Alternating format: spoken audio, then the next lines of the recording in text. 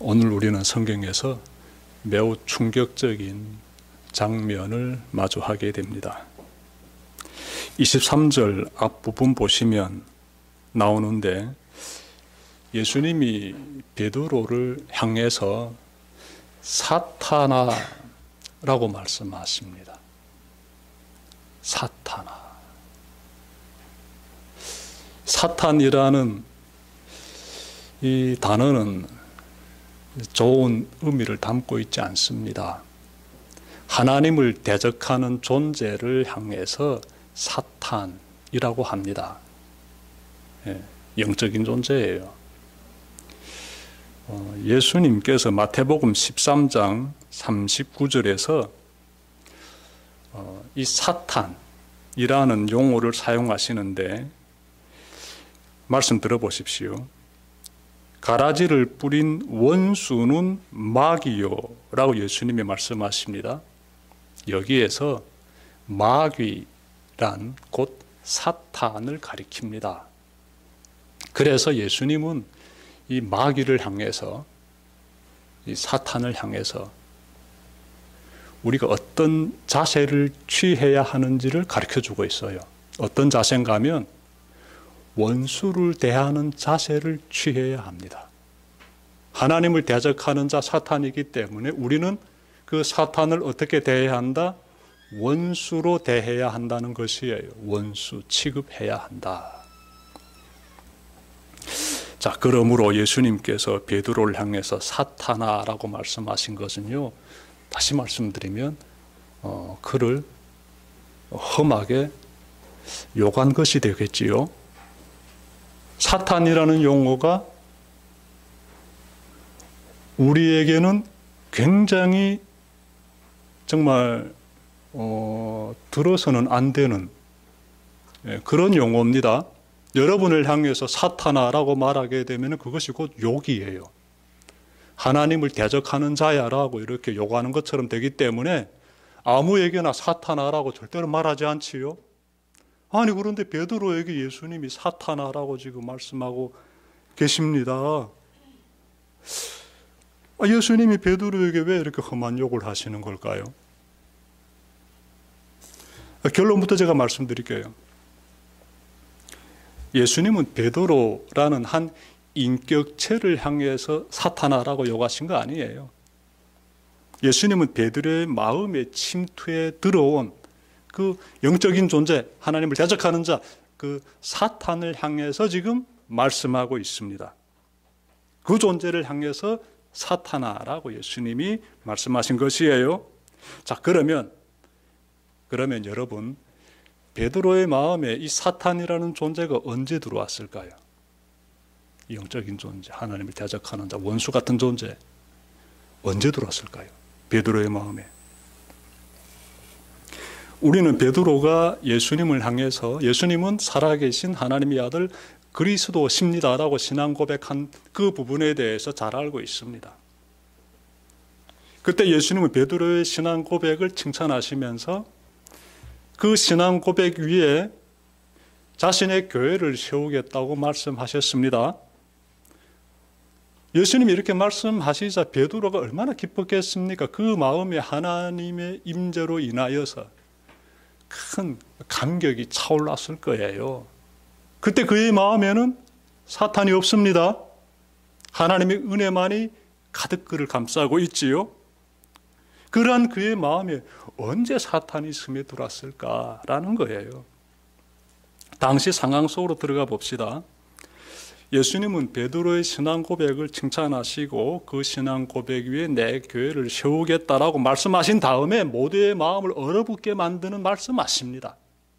그 말씀의 내용이 무엇인가 하면 자신이 장차 이제 예루살렘으로 올라갈 것이며 그곳에서 장로들과 제사장들과 율법학자들에 의해서 죽임당하게 될 것이다. 그리고 3일 후에 살아나야 한다라고 말씀하신 거예요. 예수님의 말씀을 들은 제자들은 충격에 빠집니다. 그리고 그때 베드로가 나섭니다. 베드로는요, 나서가지고 살아계신 하나님의 아들 그리스도이신 예수님이 치욕의 상징인 십자가에 못 박히는 것은 막아야 한다고 생각합니다. 예. 그는 예수님은 십자가에 못 박히는 그리스도가 아니라 정치적 구원을 이루는 그리스도가 되어야 한다라고 생각합니다. 그래서 그는 나서가지고 예수님을 다른 곳으로 이렇게 모시고 갑니다. 사람들과 좀 거리를 두게 하지요. 예수님 좀 저희 갑시다. 이렇게 예수님을 모시고 가서는 예수님에게 이렇게 말합니다. 주님, 안 됩니다. 절대로 이런 일이 주님에게서는 일어나서는 안 된다고 강하게 말합니다. 조용하고 정말 격려하는 심정 가운데서 부드러운 어조로 말하지 않습니다. 헬라어 단어를 해석하게 되면은 아주 꾸짖는 뜻이 예수님에게 말합니다. 누가? 베드로가. 무엇을? 그 길을 가면 안 된다고. 예루살렘에 올라가서 십자가 지는 그 길 가면 안 된다고. 항변하고 있습니다. 그런 일은 주님에게서 일어나면 안 됩니다라고 꾸짖듯이 예수님에게 베드로가 말했습니다. 그때 예수님은 베드로의 말을 들으면서 베드로의 입에서 이 말이 나오고 있는데 이 말 뒤에는 누가 있는지를 금방 감지하십니다. 그 존재가 누구다? 사탄임을. 베드로의 마음에 어느새 사탄이 들어와서 지금 베드로가 이런 말을 쏟아내게 만들고 있음을 예수님은 즉시 감지하십니다. 여러분, 베드로가 언제 이렇게 사탄의 휘둘림을 받고 있는가 하면요, 그의 마음 속에서 예수님의 그 십자가의 길을 가로막고자 하는 그 생각이 움텄을 때, 그때 사탄이 그의 마음에 침투해 들어온 거예요. 잘 기억하시길 바랍니다. 자, 이렇게 되자 예수님이 베드로를 향해서 사탄아 물러가라고 말씀하신 것이에요. 즉 예수님은 베드로를 향해서 사탄아라고 요구하신 것이 아니라 그의 내면에 침투해 들어와 가지고 자신의 길을 가로막고 있는 영적인 존재, 그 사탄을 향해서 사탄아라고 물러가라, 이렇게 예수님이 말씀하신 거예요. 제가 23절 그 내용 읽겠습니다. 사탄아, 내 뒤로 물러가라. 너는 나에게 걸림돌이다. 너는 하나님의 일을 생각하지 않고 사람의 일만 생각하는구나. 예수님이 하신 말씀이에요. 근데 예수님 말씀 보게 되면은 우리가 예수님을 따를 때 지켜야 하는 중요한 원칙이 발견됩니다. 우리 모두 예수 믿는 사람들이지 않습니까? 예수님을 따르는 사람들이지요. 우리가 꼭 지켜야 하는 원칙이 방금 제가 말씀드린 23절에서 발견되고 있어요. 무엇인가 하면 사람의 일이 아닌 하나님의 일을 우리가 생각해야 한다는 것입니다. 그래서 예수님 이렇게 말씀하신 거예요. 너는 하나님의 일을 생각하지 않고 사람의 일만 생각하는구나.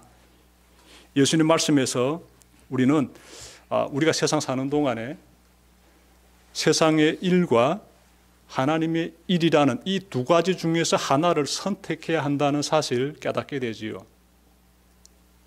세상의 일이 무엇인가 하면요, 무엇일까요, 여러분? 세상의 일. 예수님이 지금 이 베드로를 통해서 말씀하고 있는데 우리에게 주시는 말씀은 똑같은 거예요. 세상의 일이란 예수님께서 걸어가고자 하시는 십자가의 그 길을 막는 것, 그것이 바로 세상의 일이에요. 자, 그러면 하나님의 일은 또 무엇일까요? 예수님을 믿는 것이 곧 하나님의 일이고요. 요한복음 6장 28절부터 29절 보시면 사람들이 예수님께 나와가지고 무엇이 하나님의 일입니까? 라고 질문해요. 그때 예수님이 답변하시는데 하나님께서 보내신 일을 믿는 것이 하나님의 일이다, 이렇게 말씀하셨어요. 하나님께서 보내신 이란, 즉 하나님께서 보내신 분이란 예수님이시지요. 그러니 예수님을 믿는 것이 곧 하나님의 일입니다. 여러분들 지금 예수님 믿고 계시지요? 그러면 여러분들은 하나님의 일을 하고 있는 것이 됩니다. 예수님을 믿는다는 것에 대해서 좀 생각해 봅시다. 예수님 믿는다는 것이 도대체 무엇일까요? 여러분 모두 아까 나 예수님 믿는다고 이렇게 마음으로 답변했는데, 그러면 질문입니다. 예수님 믿는다는 것이 도대체 무엇입니까? 예수님을 믿는다는 것. 제가 24절 읽겠습니다. 24절. 그때 예수께서는 제자들에게 말씀하셨다. 누구든지 나를 따라오려거든 자기를 부인하고 제 십자가를 지고 나를 따라오느라. 여기에서 예수님을 믿는다는 것이 무엇인지가 제시되고 있습니다. 자신을 부인하고 자기 십자가를 지고 예수님을 따르는 것, 이것이 예수님을 믿는다는 거예요. 그러면 이 말씀에 한번 여러분 스스로를 비춰보십시오. 나는 과연 예수님을 믿는다고 다시 한번 말할 수 있습니까? 여러분 참으로 자신을 부인하면서 우리 예수님처럼 자기 십자가를 지고 그리고 예수님을 따르고 있습니까? 그렇다면 여러분들은 예수님 믿는 것이 맞아요. 근데 그렇지 않다면 여전히 내 안에 내가 살아있고 나가 중심적이고 이러한 나야 중심의 세계관으로 살아간다면 자기 십자가는 고사하고 조금이라도 나에게 부담이 될세라 안전한 길을 찾아서 헤매면서 산다면은요, 그건 예수님 믿는 거 아닙니다. 야고보서 2장 17절에서 말씀하고 있는데요, 행함이 없는 믿음은 죽은 믿음이에요. 행함이 너무나 중요합니다. 오늘 말씀에서도 행함이 강조되고 있어요. 27절 봐도 발견할 수 있습니다. 여러분, 우리가 자기를 부인하고 자기 십자가를 지고 예수님을 따를 때 나타나는 것은요, 분명히 있습니다. 그것이 믿음이다라고 하는데 삶에서 어떻게 표현되느냐? 어떻게 표현됩니까? 진짜 예수 믿느냐? 자기 십자가 지고 자기를 부인하면서 예수 따르고 있느냐? 그렇습니다. 그러면 그것이 어떻게 표현되는가 하고요. 그것이 표현이 돼야 믿는지 안 믿는지가 분별이 돼요. 성경은 분명히 우리에게 말씀하고 있습니다. 그것은 사랑으로서 드러나게 되어 있습니다. 사랑으로서. 여러분의 삶에서 사랑이 지금 어떻게 피어나고 있는지 제가 질문 드리는 거예요.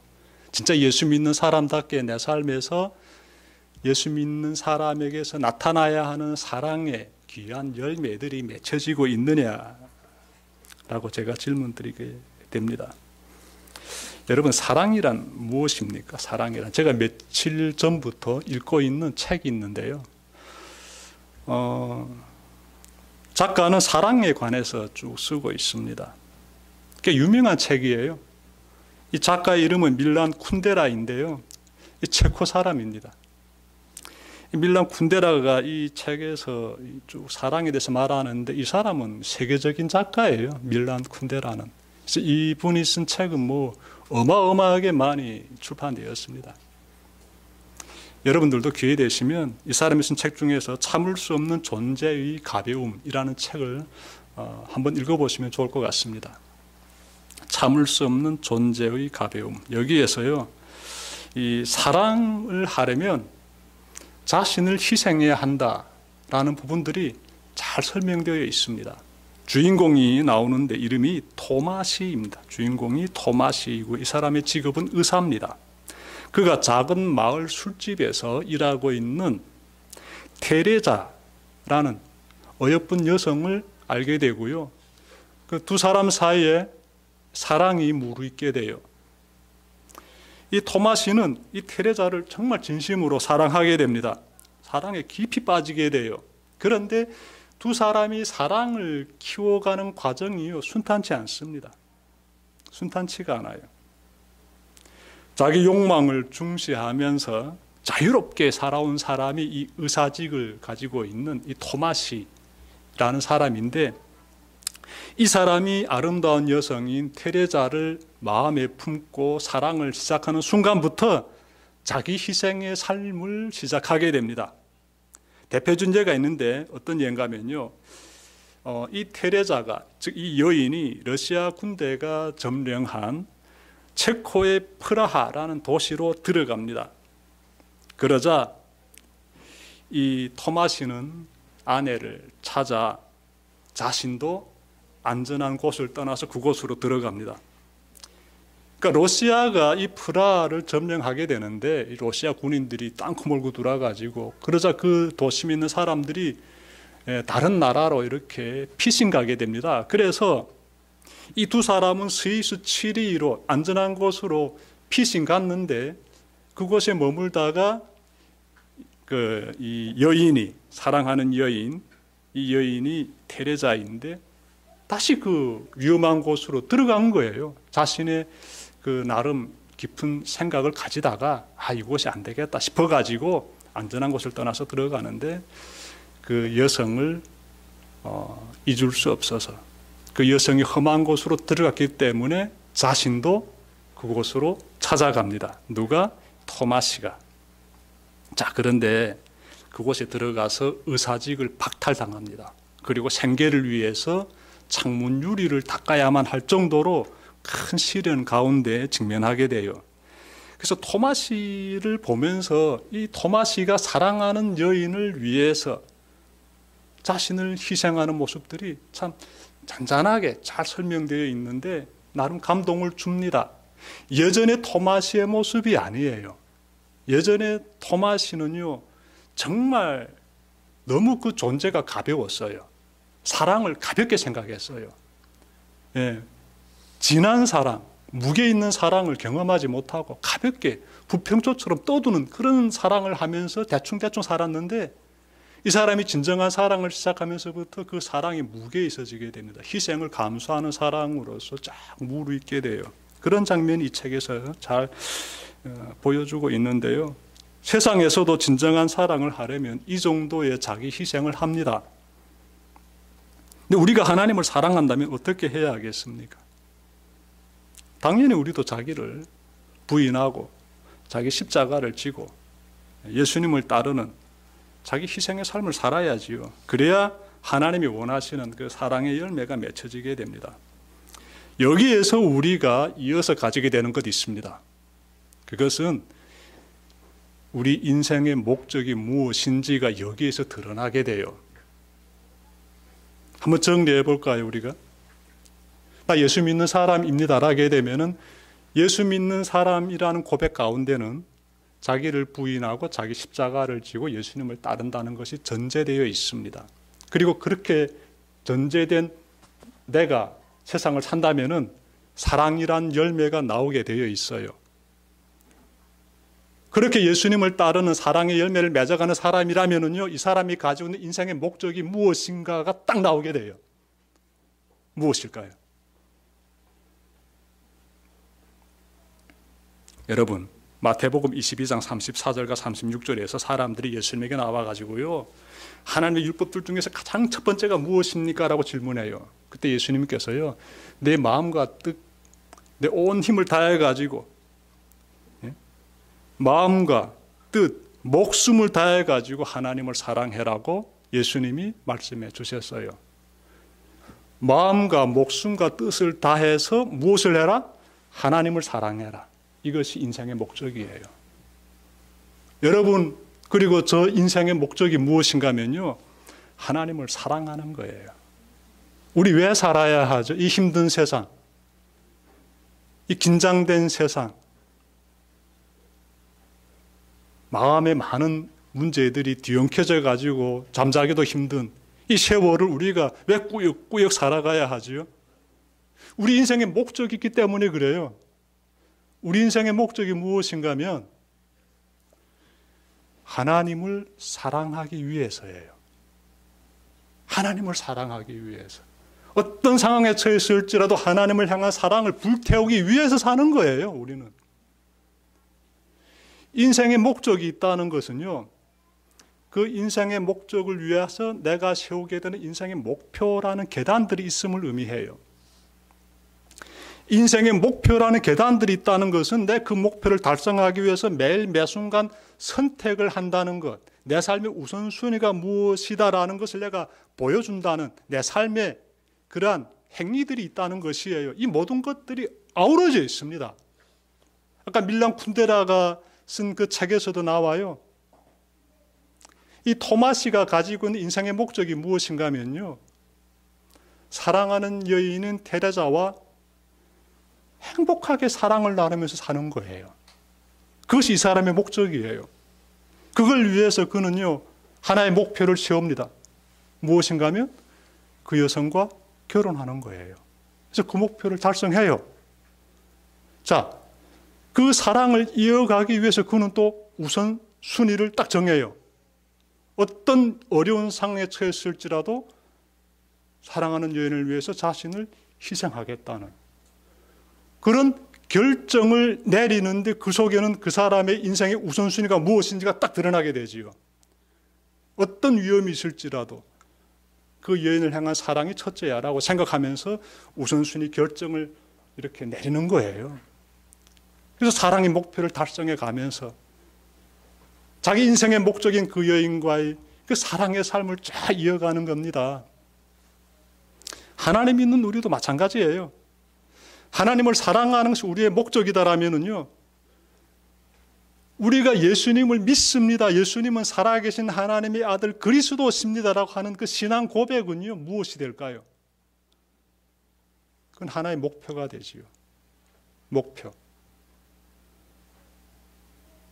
그리고 자신을 부인하고 자기 십자가를 지고 예수님을 따르는 것은 무엇이 되겠습니까? 우리의 우선순위가 되죠. 내 삶의 우선순위가 되죠. 난 예수님을 사랑하기 때문에 자신을 부인하고 자기 십자가를 지고 예수님을 따릅니다. 그 삶의 원칙을 가지고 사는 거예요. 그 가운데서 사랑이 무르익게 됩니다. 그러니 나는 예수님을 믿고요, 살아계신 하나님의 아들이시고요, 예, 그 고백 하나 했다고 해서 거기 전부다라고 생각하면 큰 오산이에요. 그렇게 고백했던 사람이 누구였죠? 베드로예요. 근데 그 고백하고 나서 바로 잠시 뒤에 그 사람이 예수님 십자가를 가로막는 발언을 해버려요. 그릇된 생각을 가지게 되는 거예요. 잘못된 선택을 하게 되는 거예요. 그러자 즉시 사탄이 들어와가지고 그 사람을 완전히 예수님 앞에서 어리석은 일을 저지르게 만들어버리지 않습니까? 우리 인생을 살아갈 때 우리가 정말 각성해서 영적인 존재이기 때문에 멋있게 살아야 되겠습니다. 여러분들, 믿음으로서 고백한다고 그 한 문장으로 끝나는 게 아니에요. 절대로 그렇지 않습니다. 그건 하나의 목표가 되죠. 여러분들 인생의 목표가 분명히 있을 것입니다. 또 여러분들 인생의 목적도 세웠을 것이에요. 한번 제가 질문 드려볼까요? 여러분 인생의 목적이 무엇입니까? 인생의 목적. 아마 모르겠습니다. 이 세상의 불신자들은 나름대로 그들도 인생의 목적 가지고 있는데 그냥 여생 즐기면서 마음껏 오래오래 행복하게 잘 사는 것 인생의 목적으로 둘 수도 있고요. 내 자식들 잘 돼가지고 변호사 되고 의사 되고 정치인 되고 성공한 사업가 되는 것, 그것이 인생의 목적이다라고 생각하고 사는 사람들도 있을지 모르겠습니다. 그런데 그런 것들은 다 인생의 목적이 아니에요. 그런 것들은 인생의 어느 한 목표는 될 수 있어요. 근데 인생의 목적은 될 수 없습니다. 그러니까 우리 목적을 잘 정하고 삽시다. 예수 믿는 사람들은 목적을 정확히 잘 정하고 살아요. 하나님을 사랑하는 것, 하나님을 영화롭게 하는 것, 우리의 삶으로서 말입니다. 표현하는 것, 이것이 최고 멋있는 삶이에요. 그렇게 사는 사람에게 예수님께서요 약속하십니다.